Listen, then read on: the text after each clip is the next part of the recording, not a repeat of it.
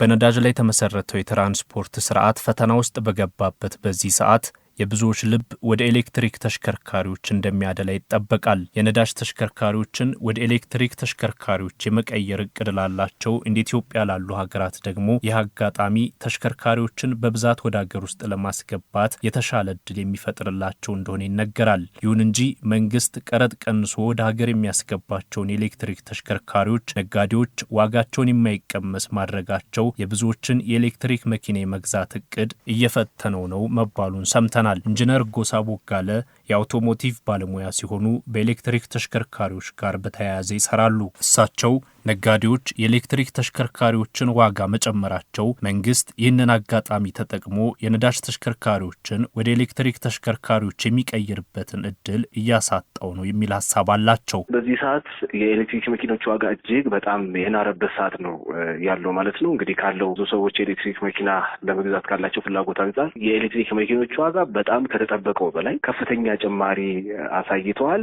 በደረጃ ራሱ ስንመለከታቸው በጣም ዝቅተኛ የምንላቸው መኪኖች የማይገባቸው ዋጋ ሲጠራባቸው እየታየ ነው የሚገኘው። በፊት 2.7 2.8 ይሸጡ የነበሩ መኪኖች አሁን ላይ እንግዲህ ወደ 3.9 4 ሚሊዮን ሁሉ እየተጠሩ ያሉ አሉ። 3.8 ይሸጡ የነበሩ መኪኖች አሁን 4.5 እየተጠሩ ነው የሚገኙት። 4 ቤት የነበሩት ደግሞ ወደ 5 ሚሊዮን ብር ውስጥ ገብተዋል።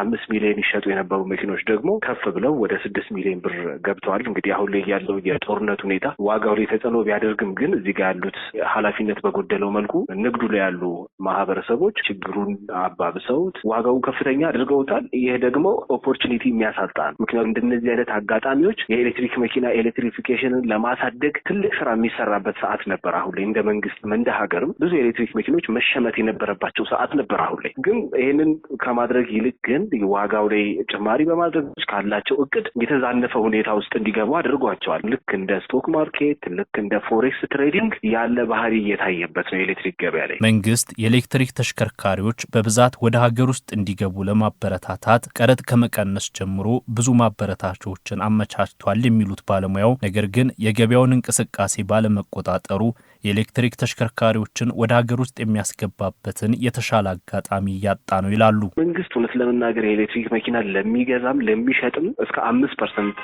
ያለ ዝቅተኛ ታክስ እንዲከፍሉ ሙሉ ለሙሉ ተገጣጥመው እዚህ ሀገር ውስጥ የሚያልቁ መኪኖች 5% ብቻ ነው ታክስ የሚከፍሉት። ሌሎቹ 15% ብቻ ነው ታክስ የሚከፍሉት። በነዳጁ ብንመለከት 100% እና ከዛ በላይ መኪናው ኤክሳይዝ ታክስ አለ፣ ብዙ የቀሩ ታክሶች አሉ እና ከታክስ አንጻር መንግስት ያደረገው ለውጥ እውነት ለመናገር የኤሌክትሪክ መኪናን የሚያበረታታ ነገር ነው። ነገር ግን ማርኬቱ ላይ እየታየ ያሉ ነገሮች ማርኬቱ ላይ የተሻለ ነገር ወይም የኤሌክትሪክ መኪኖች ብዙ እንዳይሸጡ የሚያደርግ ነው። ለምሳሌ ገዢዎች ብዙ ኮምፕሌን ከሚያደርጉት መካከል አንድ መኪና 3 ሚሊዮን ገዝተው ያንን ፐርሰንት ለማሰብ መንግስት ጋር ሲሄዱ የሚያስከፍሏቸው የመኪናው ግምት ከፍተኛ እንደሆነ ብዙ ኮምፕሌን ይቀርባል። እንዲሁም ደግሞ ነጋዴዎች መኪናውን ከገዙት በኋላ ታክሱን ለመክፈል ሲያቀርቡ የመኪናው ዋጋ የሚሰጥበት ግምት ከፍተኛ የሆነባቸው የመኪናው ዋጋ ከፍተኛ እንዲሆን እንዳደረገውም በእነሱ ኮምፕሌን ያቀርባሉ። መንግስት የነጋዴዎችን ህገወጥ እንቅስቃሴ መቆጣጠር ቢችልና የኤሌክትሪክ ተሽከርካሪዎች ዋጋ ቢረጋጋ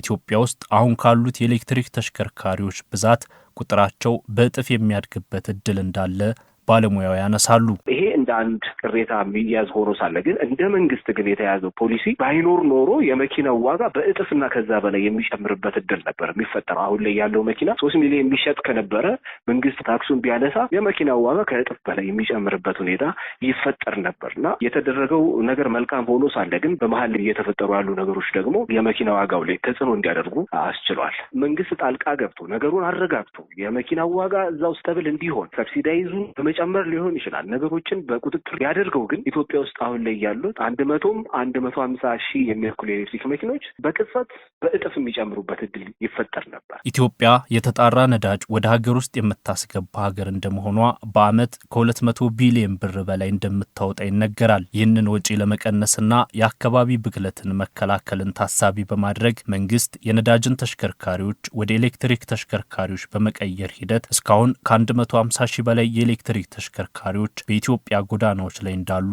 መረጃዎች ያሳያሉ። አሁን ያለውን ሁኔታ እንደ ተሻለ አጋጣሚ በመጠቀም በሀገር ውስጥ ያሉትን የኤሌክትሪክ ተሽከርካሪዎችን ቁጥር ማሳደግ እንደሚቻል ባለሙያው ይመክራሉ።